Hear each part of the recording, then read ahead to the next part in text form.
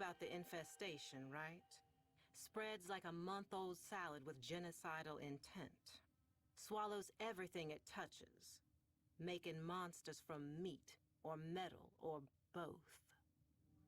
Well, these days it's mostly contained. Spores as old as stone, derelicts drifting in forgotten orbits.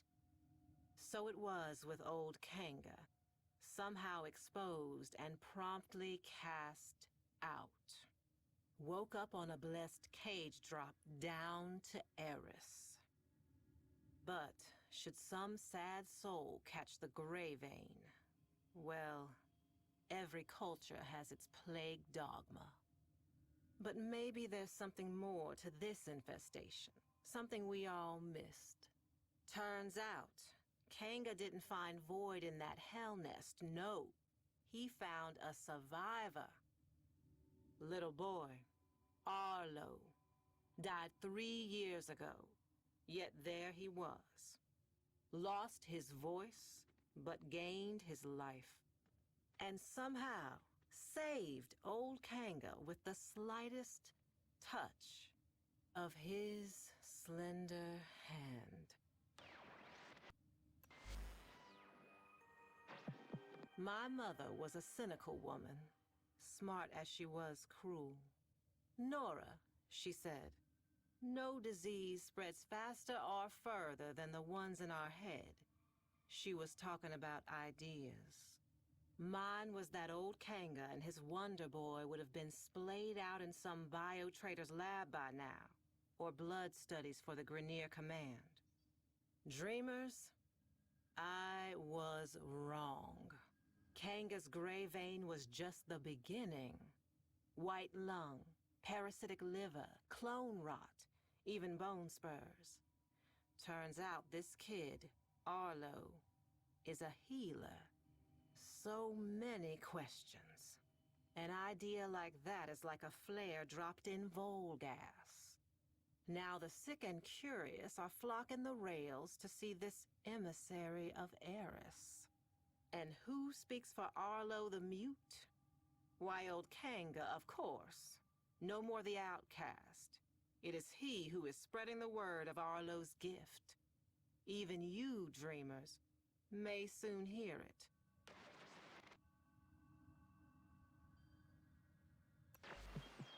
Whether you're bad news first or bad news last, tonight I got you covered, 'cause bad news is all we got. This emissary's word is spreading fast. A hot fever. Some are going to extremes to prove their devotion, trying the spores for themselves, and they're finding it too. Some lunatic spikers jacked the solar nav and flagged the derelict zones for all to see. Old haulers and new hopefuls out there are proving just how smart most people aren't. Yet Kanga's ranks are growing, arming themselves for the safety and security of our emissary, setting the stage for a great assembly to come. Buzz is, Arlo will break his silence. Till then, dreamers, check under the bed. A fresh brood is sprouting up along the rails. And it seems they have the scent of those blessed by the emissary's touch.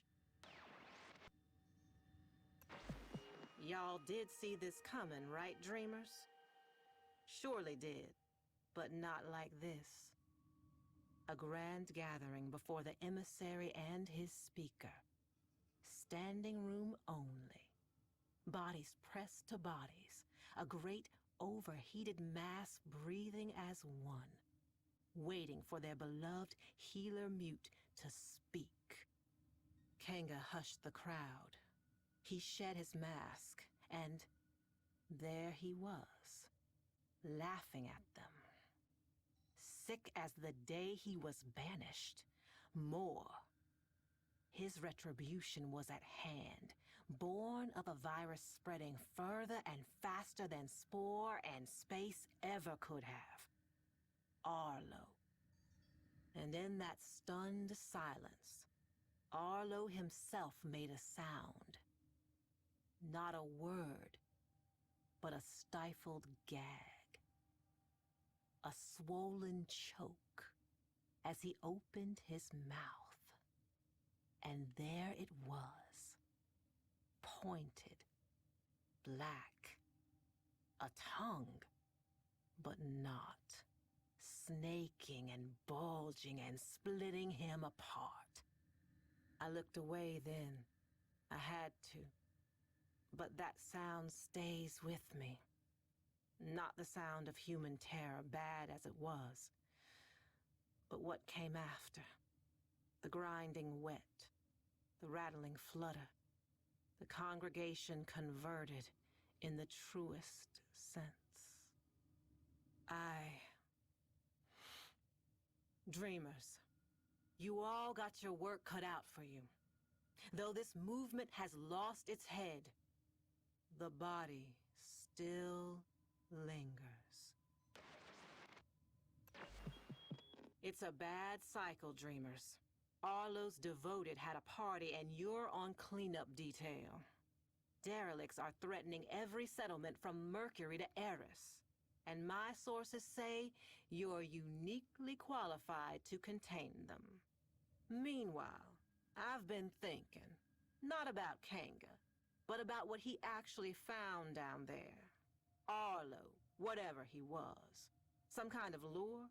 An evolution to bait us in? Is there more to this infestation than fangs and acid? I know what my mother would say. The people saw what they wanted, heard what they hoped, and human nature did the rest.